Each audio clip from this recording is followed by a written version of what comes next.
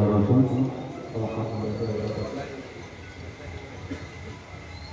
নাহমাদুহু ওয়া নুসাল্লি আলা রাসূলিল কারীম আম্মা বা'দ। সম্মানীয় সভাপতি, মহাসম্মানীয় উপস্থিত ওলামায়ে, বিশেষ করে আজকে এই প্রোগ্রাম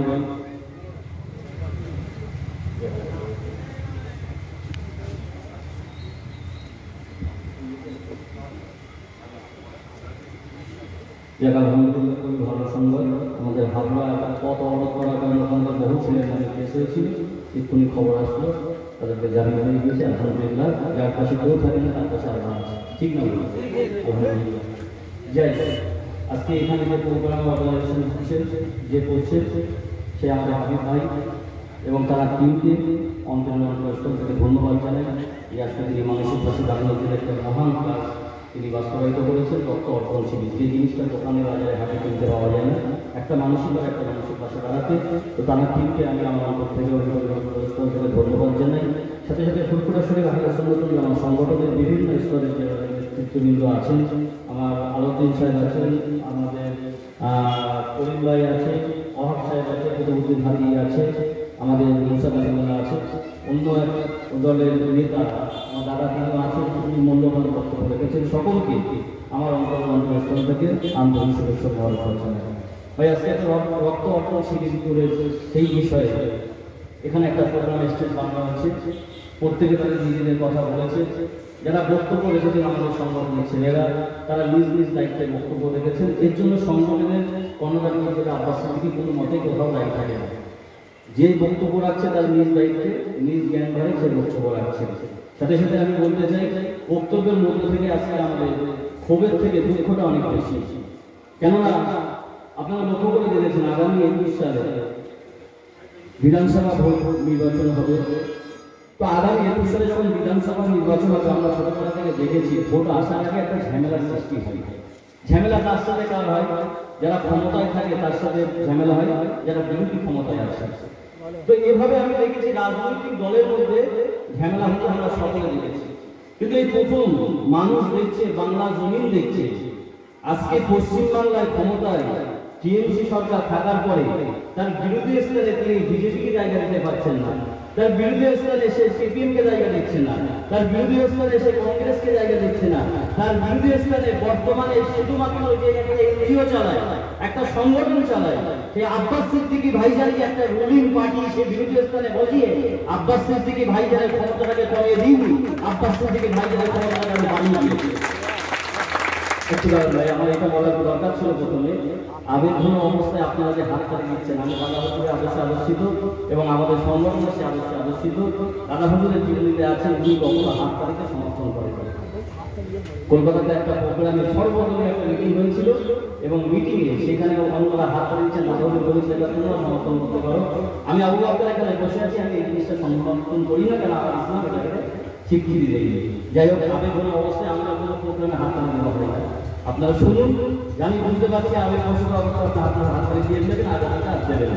যাই হোক, আজকে আমি বলতে চাইছি খুব ভালো করে বোঝার বিষয়, আব্বাস সিদ্দিকী ভাইজান তিনি এমন একটা নেতা, এটা আমাদেরকে আগে বুঝতে হবে। আজকে যেমনি করে আজকে টিএমসি বলুন, কংগ্রেস বলুন, সিপিএম বলুন, যতগুলো নেতা তৈরি হয়েছে তারা তার এলাকার মধ্যে সীমাবদ্ধ অবস্থায় আছে, তারা তার ক্ষমতার বলে লোককে পাশে রাখতে সমর্থ হয়েছে, তারা তাদের ক্ষমতার বলে তারা তাদের গুন্ডামি দ্বারা মানুষকে পাশে রাখতে সমর্থ হয়েছে। আব্বাস সিদ্দিকী এমন একজন ব্যক্তি, কাউকে পাশে রাখার জন্য তাকে 1 টাকা খরচা করতে হয়নি, কাউকে পাশে রাখার জন্য তাকে ক্ষমতার অপব্যবহার করতে হয়নি, তাকে পাশে রাখার জন্য শুধুমাত্র ধর্মের সুশ্রী দেওয়ার প্রয়োজন হয়নি, কেবলমাত্র তার জবানের ভাষাটা, তার প্রতিবাদী কণ্ঠটা এতটাই নির্ভীক, এতটাই স্বচ্ছ, এতটাই সততার মধ্যে আছে, যার কারণে বাংলায় নিপীড়িত বিভিন্ন দলের মানুষেরা, বিভিন্ন আদিবাসী, পিছিয়ে পড়া দলিত, মুসলমান, শান্তিপ্রিয় হিন্দু ভাইরাও আজকে আব্বাস সিদ্দিকীর সেই কণ্ঠের সঙ্গে সহমত মিলিয়ে তারা কিন্তু তার পাশে দাঁড়িয়ে আজকে আব্বাস সিদ্দিকীর নেতার জায়গায় তারা মেনে নিয়েছে। এটা নিজের পয়সার বলে, অর্থের বলে, ক্ষমতার বলে নয়, খাস করে আল্লাহ বিরুদ্ধে একটা ক্ষমতা তার উপরে কাজ করছে বলে বাংলার পিছিয়ে পড়া মানুষগুলোকে তার দিকে আল্লাহ চোখটা করে দিয়েছে। এটা অন্য কারোর জন্য নয়, একমাত্র স্রষ্টার দানে আব্বাস সিদ্দিক আজকে নেতা হয়েছে।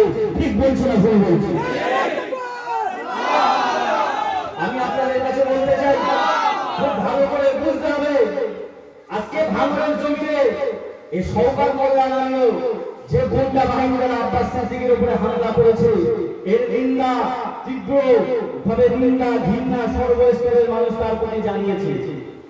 আজকে বলতে হয়, আজকে শওকত মোল্লা ওই জায়গাটায় ভাইয়ের উপরে আক্রমণ করার পরে তারপরে দেখবেন আমার একটা মিছিল করলো, তারপর দিনে আবার একটা মিটিং করেছিল।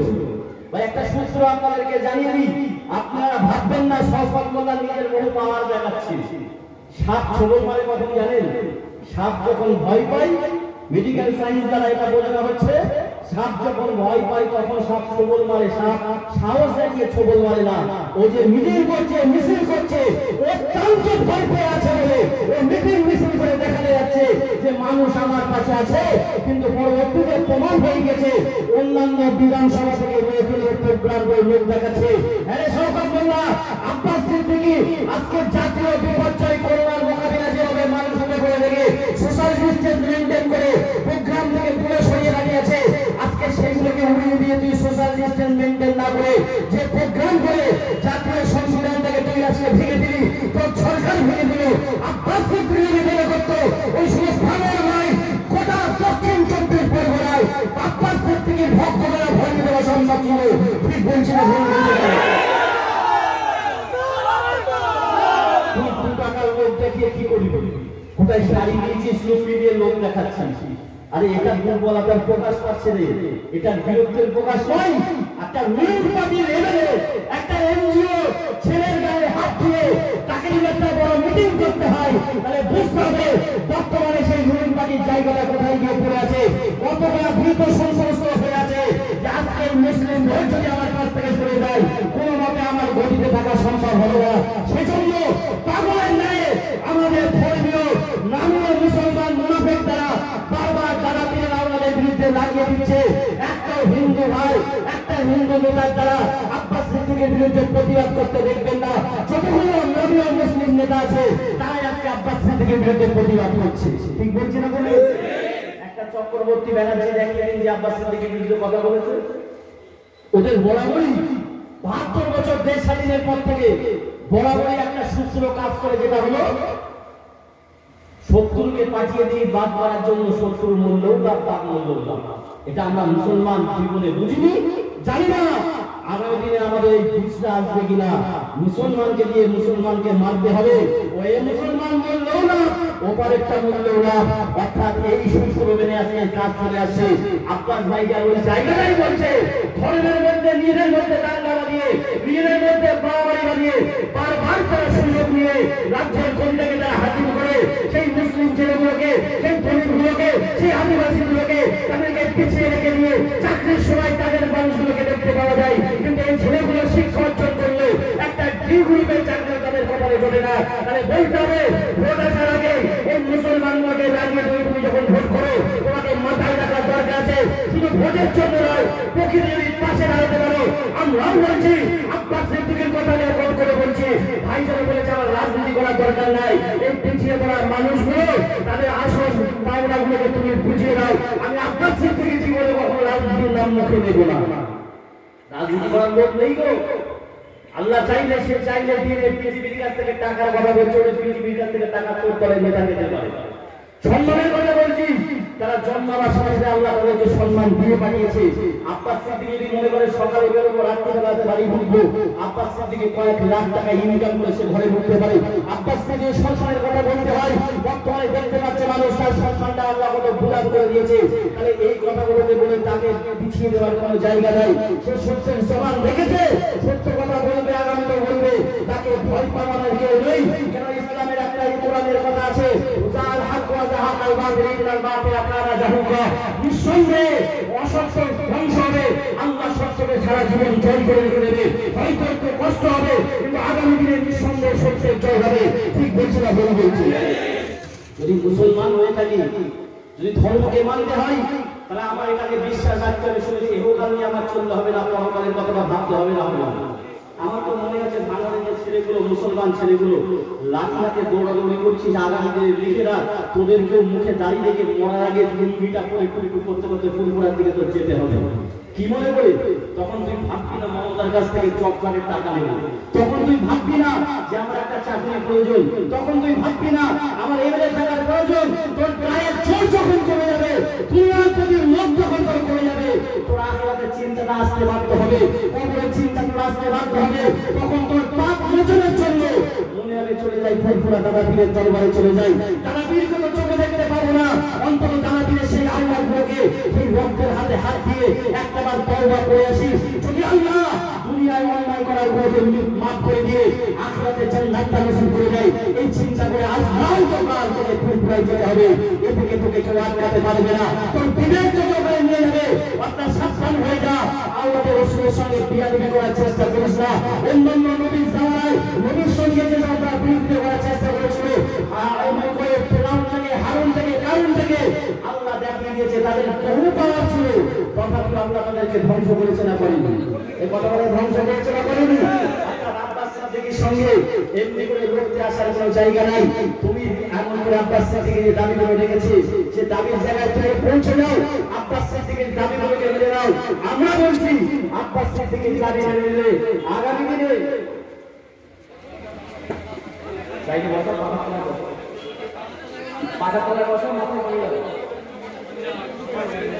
সবাই কথা বসুন, সবাই বসুন।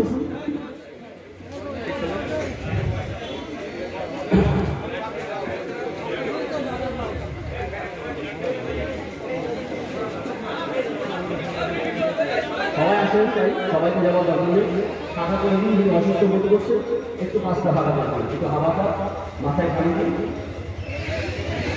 আপনারা চলে আসুন।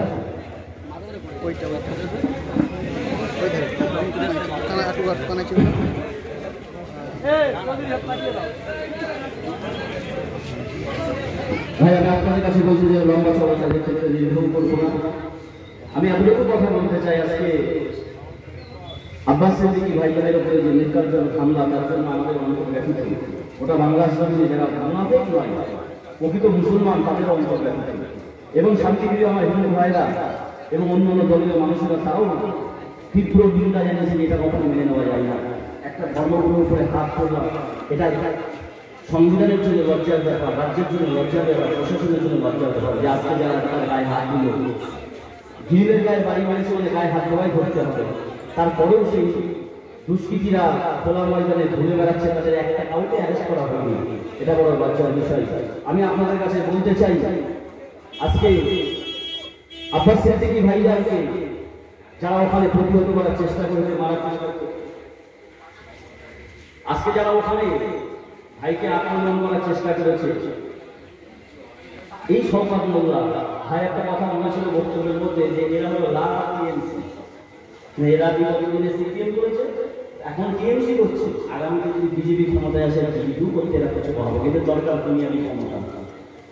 আমাদের সংগঠনের পক্ষ থেকে নতুন একটা দাবি করার চিন্তা করছি, যেটা অত্যন্ত প্রয়োজন মনে হয়, যেটা হলো আগামী দিনে যে যে পার্টিটাকে একবার নমিনেট হয়, যে পার্টিটাকে একবার এমএলএ হলো, এমপি হলো, পঞ্চায়েত প্রধান হলো, যাই হলো, যেখান থেকে যে দল থেকে একবার নমিনেশন জমা দেবে, রেজিস্ট্রেশন হবে, এই ব্যক্তিরা জীবনে কখনো অন্য পার্টি থেকে নমিনেট হতে পারবে না, নমিনেশন দিতে পারবে না। খুব ভালো করে বোঝার বিষয়, এই সিপিএম এর অত্যাচারের জন্য মানুষ পছন্দ করে টিএমসি এনেছিল। যখন সিপিএম পড়ে গেল, টিএমসি ক্ষমতায় আসলো, এই আরাবুলের মতন লোক, শওকত মোল্লার মতন লোক, কাইম ফাইজারের মতন লোক, যারা টিএমসির হারবাদ বাহিনীতে তাদের নাম লেখানো ছিল প্রথম লাইনে, আজকে তারা আবার টিএমসির মধ্যে ঢুকে গেল। তাহলে বুঝতে হবে আমরা পরিত্রাণ করার চেষ্টা করলাম কার থেকে?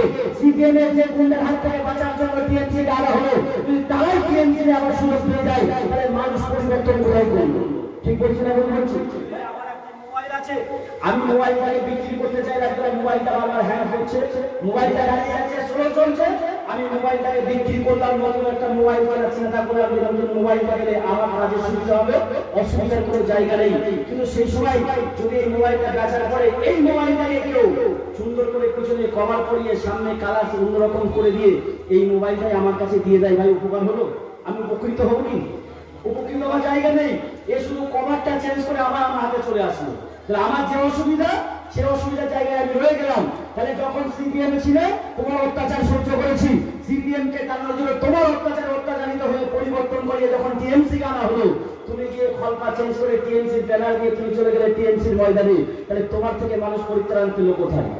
তো নির্বাচন কমিশনের কাছ থেকে আমরা আগামী দিনে দাবি রাখবো, যে পার্টি থেকে যে একবার নমিনেট হবে অন্য পার্টিতে না ঢুকতে না পারে, রাজনীতির হাল পরিবর্তন হয়ে যাবে, নতুন নেতারা সুযোগ পাবে এবং এই সমাজকে পরিবর্তন করা সম্ভব হবে। আর অত্যন্ত দুঃখের সঙ্গে একটা কথা বলতে হয়, আব্বাস সিদ্দিকী ভাইদের পিছনে অন্য কেউ লেগে নেই রে ভাই। মমতা কেন ওর থেকে বড় নেত্রী হলো আজকে মাথা হেড করতে হতো, কাটছে না কেন? তার কারণ একটাই, একটা উদাহরণ আপনাদের কাছে দিই। দুটো বড় গাছ দাঁড়িয়ে আছে, একটা গাছকে ডেকে বলছে, ভাই আজকে আমাদের জীবনের শেষ দিন। বলছে কেন ভাই? বলছে দেখো দূরে কাঠুরিয়া দলেরা আছে, এই কাঠুরিয়া দলেরা আজকে আমাদেরকে কেটে ফেলবে। তো পাশের গাছটা বলছে ও কাটতে পারতো না। ভাই ও কাটবে তার কারণ একটাই, ওর পিছনে আমাদের জাত আছে তাই কাটতে পারবে। বলছে তোমার কথাটা বুঝতে পারলাম না তো। শোনো, কাঠুরিয়ারা যে কুড়ুল দিয়ে কাটতে আসছে, ওই কুড়ুলটা ধরতে গেলে একটা আছাড়ের প্রয়োজন হয়। ওই আছাড়টা অন্য কিছু নয়, ওই আছাড়টা হলো আমাদের জাত কাঠের। আমাদের জাত কাঠ যদি ওর সঙ্গ না দিত, ও কখনো শুধু কুড়ুলটাকে লোহার কুড়ুল নিয়ে আমাদেরকে কাটতে পারতো না। আমাদের জাত ওর সঙ্গ দিয়েছে বলে আজকে ওর কাটা সম্ভব হচ্ছে। আব্বাস সিদ্দিকী ভাইজানকে দমানো দূরের কথা, আব্বাস সিদ্দিকী ভাইজানের দাবিগুলোকে বহু আগে মারা হতো। আব্বাস সিদ্দিকী ভাইজান চাইলো নিজেকে বিক্রি করে কোটি টাকা অর্জন করে বিশাল বাড়ি বানাতে পারতো, বিশাল ব্যাংক ব্যালেন্স বানাতে পারতো, কিন্তু না। আব্বাস সিদ্দিকী ভাইজান আপনাদের কথা চিন্তা করে আজকে হাজারো লক্ষ কোটি অপমানকে সহ্য করে আপনাদের জন্য এখনো নিজ জায়গায় দাঁড়িয়ে আছে। সে বিক্রি হওয়ার জায়গায় নাই। কিন্তু তারই বংশ থেকে যে বলছে বংশের কুলাঙ্গার, একটাবার তার প্রিভিয়াসটা দেখে দেখুন যে সে কোন পার্টি ছিল। আমার তো মনে হয় যে বলছে আব্বাস সিদ্দিকী বংশের কুলাঙ্গার, এমন একটা দিন ছিল যে সময় পীর সাহেবরা কোনো নেতার সঙ্গে একসঙ্গে দেখা যায়নি। এই পিজ্জাটাই প্রথম শুরু করেছিল নেতা আর পিজ্জাটা এক জায়গায় করা। ঠিক বলছি না? বলছি ধারণা ছিল না মানুষের যে ধর্মীয় হুজুর আর নেতা এক জায়গায় বসতে পারে। জি চাচা যান, আপনি শুরু করেছিলেন, তাহলে মনে হয় আপনি প্রথম শুরু করেছিলেন, আর আজও সেটা করে যাচ্ছেন। নিজের ফায়দা নেওয়ার জন্য কখনো কখনো বিরোধও করেছেন, আবার নিজের ফায়দার জন্য কখনো কখনো পক্ষও নিচ্ছেন। আর এখন স্পেশালি যে পক্ষটা নিচ্ছেন সেটা হলো আরো নামটা ভালো জায়গায় লেখানোর জন্য।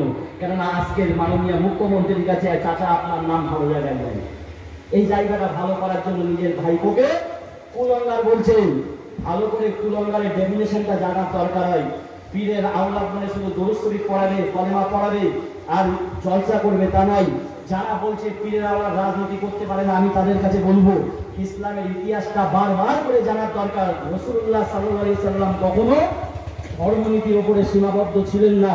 উনি রাজনীতি, অর্থনীতি, সমাজনীতি, সংসার নীতি, তামাম নীতিগুলোকে শিক্ষা দিয়ে গিয়েছিলেন।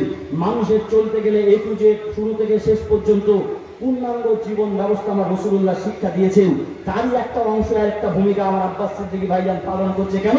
বর্তমানে সমাজের নেতৃত্বের যে অভাব, বর্তমানে সমাজের যে অরাজকতা, সেটাকে পরিবর্তন করার জন্য সেই রসুলের আদর্শ অনুযায়ী একজন নেতার প্রয়োজন আছে না? না, এ কথা বলে প্রয়োজন আছে না? ইসলামিক প্রকৃতি যদি একজন নেতা হয়ে থাকে, আর কাটাউট বানাতে হবে না, ব্যানার বানাতে হবে না, এমনি মানুষ তাকে খুঁজে নিয়ে ভোট দেবে, এমনি মানুষ খুঁজে নিয়ে তাকে ভোট দেবে। আমি আপনাদের কাছে বলতে চাই, তিনটের মধ্যে শেষ করার কথা আছে।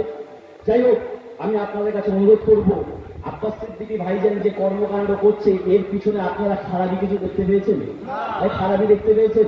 আজকে তিনি দাবি রেখেছেন তারা নিজের এমপি এমএলএ হওয়ার দরকার নেই। ভাই, যে বিষয়গুলোর উপরে তিনি আলোকপাত করছেন কোনটা? আজকে আমাদের ইমাম মুয়াজ্জিন 1,000 টাকা ভাতা কেন হবে, ভিক্ষা কেন হবে? ওয়াকফ সম্পত্তি থেকে টাকাটা দেওয়া হয় তাদেরকে 10 থেকে 20,000 করলে অসুবিধা কোথায় আছে?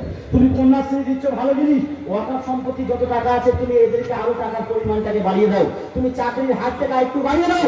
মুসলমানের জন্য যদি কিছু করার ইচ্ছা হয়, আমি বলবো মুসলমানের জন্য শুধু মুখে বললে হবে না, কাজে করুন। নিঃসন্দেহে আমরাই বলবো আপনাকে ভোট দেওয়ার জন্য। ঠিক বলছি না? বলছি আপনি করুন, মুখে বলবেন না। সব থেকে বড় জিনিস, মুসলমান দুনিয়াকে প্রাধান্য দেয় না, আখিরাতকে প্রাধান্য দেয় না। আজকে যদি কেউ আমার ধর্মকে আঘাত করে কথা বলে, তার বিরুদ্ধে যদি আপনি একটা কথা বলে রাখেন, আমাদের জন্য যথেষ্ট রাস্তা দিতে হবে না, খেতে দিতে হবে না। যারা আমাদের ধর্মের বিরুদ্ধে কথা বলে, আপনি সেখানে বিরোধিতা করুন, স্ট্রংলি প্রতিবাদ করুন। আমরা আপনার সঙ্গে আছি। কেন? আজকে দিলীপ ঘোষ বারবার যখন মুসলমানের নামে কথা বলেছে, মুসলমানকে মারার কথা বলেছে, দেশ থেকে তাড়িয়ে দেবার কথা বলেছে, আপনি দেশের রাজ্যের মুখ্যমন্ত্রী হওয়ার পর দিলীপ ঘোষের বিরুদ্ধে একটা স্টেপ দিতে পারেননি।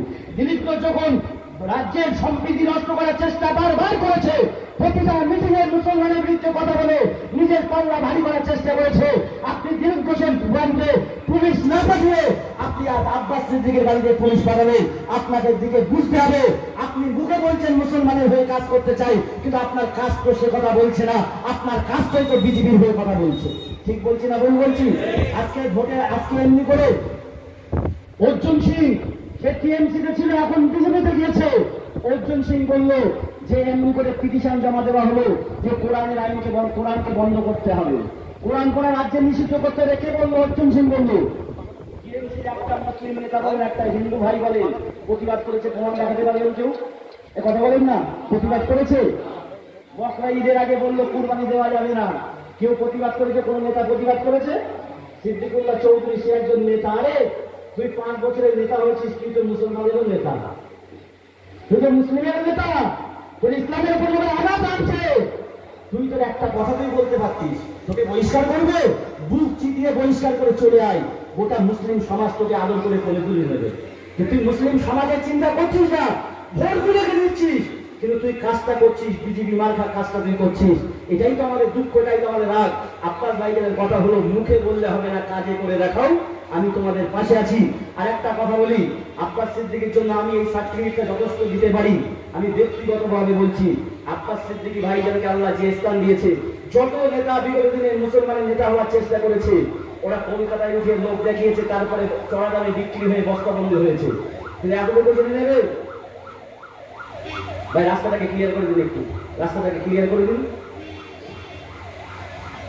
আগে যত আমাদের ভলেন্টিয়ার আছো, অ্যাম্বুলেন্সটাকে সুস্থভাবে যাওয়ার রাস্তা করে দাও। আব্বাস সিদ্দিকী ভাইজান এখনো পর্যন্ত এই জায়গায় দাঁড়িয়ে আছে, ইনশাল্লাহ আগামী তো দাঁড়িয়ে থাকবে, দরকার হয় কিছু প্রয়োজন হলে পিছিয়ে যাবে, কিন্তু কখনো কারোর কাছে জাতকে বিক্রি করে নিজের চড়া দামে ব্যাংক ব্যালেন্স তৈরি করতে পারবে না। এতটুকু ভরসা আপনাদের কাছে দিয়ে দিচ্ছি। এই কারণেই তার নিয়তের উপরে আল্লাহ তার প্রতি রহম রেখে দিয়েছে, যে যতই করুক না কেন আব্বাস সিদ্দিকী ভাইজানকে কেউ কখনো দামাতে পারবে না। রইলবাকে আমরা কতটুকু সাথ দেবো? একটা কথা বলে যায়, যদি মুসলমান হয়ে থাকেন, কলেমা পড়ে থাকেন, নবীর উম্মত বলে দাবি করে থাকেন, আমি একটা উদাহরণ দিয়ে আমি বক্তব্য থেকে বিদায় নিচ্ছি।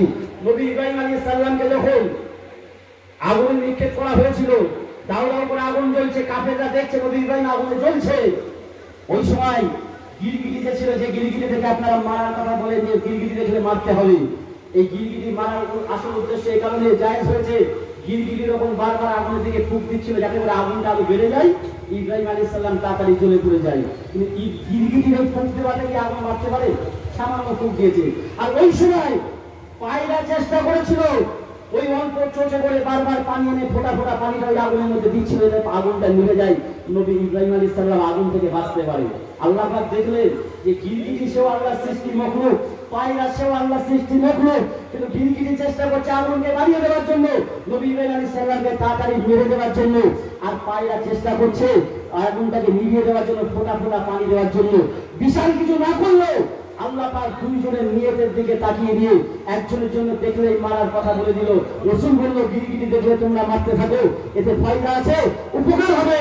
আর পায়রার জন্য আল্লাহ এই দরজা পাঠিয়ে দিল। সমস্ত জন্তু জানোয়ারের পেচ্ছাপ পায়খানা না পাক হলেও পায়রার পায়খানাটাকে আল্লাহ পাক করে দিয়েছে। জামাই লাগার পরেও যদি আপনি নামাজ পড়েন, আল্লাহ আপনাদের নামাজটাকে কবুল করে দেবে। অর্থাৎ আমি বলতে চাই যে কাফেররা দেখেছিল যে নবী ইব্রাহিম আলাইহিস সালাম চলছে, এটা তাদের বাহ্যিক ধারণা ছিল, বাহ্যিক দৃষ্টি ছিল, কিন্তু আল্লাহর তরফের মনোবে নবী ইব্রাহিম আলাইহিস সালাম ছিল ফুলের বাগানে, কাফের দেখেছিল আগুনের মধ্যে আছে। আল্লাহ পাক দুটো প্রাণী, দুটো মনকে বুঝে নিয়ে দুজনের দরজাটাকে আলাদা করে দিল। আজকে যারা আব্বাস সিদ্দিকী ভাই বোনের পিছনে দাঁড়িয়েছে, আমি বলবো যদি আমরা আমাদের নিয়তটাকে ঠিক করে রাখতে পারি, আমরা আমাদের জায়গা হয় গিরগিটির স্থান করতে পারি, না হয় ওই পায়রার স্থানটা তৈরি করতে পারি, যে আমরা কিছু না করতে পারলেও অন্তত তার সঙ্গে মুনাফিকি করিনি, ক্ষতি করতে না, অন্তত সুবিধা করতে না পারলেও ক্ষতি করিনি, এতটুকু মাথায় দেখবে। আব্বাস সিদ্দিকী যারা দেখছে বিপদের মধ্যে আছে, আমি বলবো আল্লাহ রহমে আব্বাস সিদ্দিকী নবী ইব্রাহিম আলাইহিস সালাম যেমন ফুলের বাগানে ছিল, আব্বাস সিদ্দিকীও সেই জায়গা আল্লাহ করে দিয়েছে। এতে কোনো সন্দেহ নেই, আগামী দিনের নেতা বাংলার জমিনে আব্বাস সিদ্দিকী ছিল, আছে, আর আগামীতে ইনশাআল্লাহ থাকবে। কোনো সন্দেহ নাই।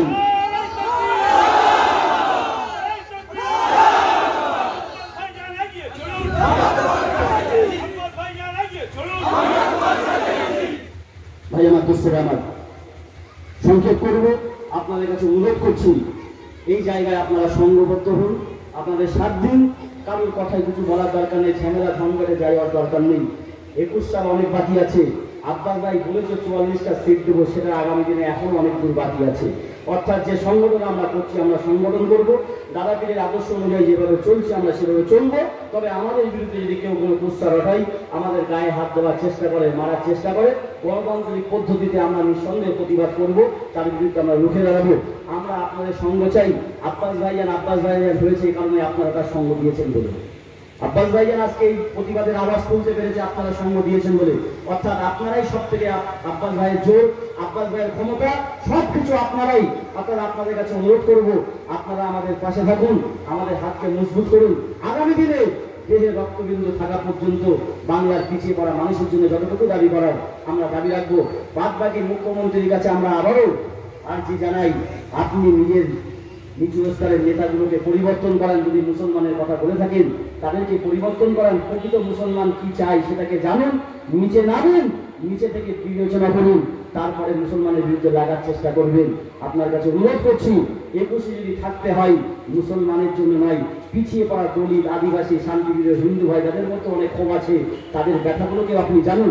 নিঃসন্দেহে গুন্ডা লাগানোর প্রয়োজন হবে না। বাংলার মানুষ আবার আপনাকে নিয়ে আসবে। ঠিক বলছি না ভুল বলছি? যদি আপনি সঠিক থাকেন, কোনোদিকে যাওয়ার প্রয়োজন নাই। পরিবর্তন হলে আব্বাস সিদ্দিকী দাঁড়িয়ে আছে, কেউ প্রতিবাদ না করলো।